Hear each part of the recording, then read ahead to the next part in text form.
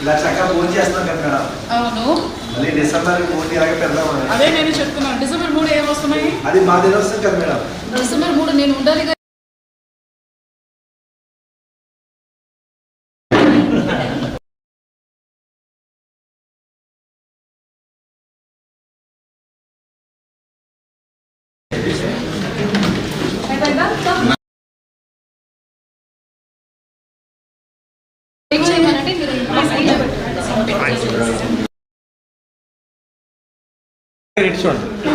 Okay sir, నేను కనబడుతున్నాను sir.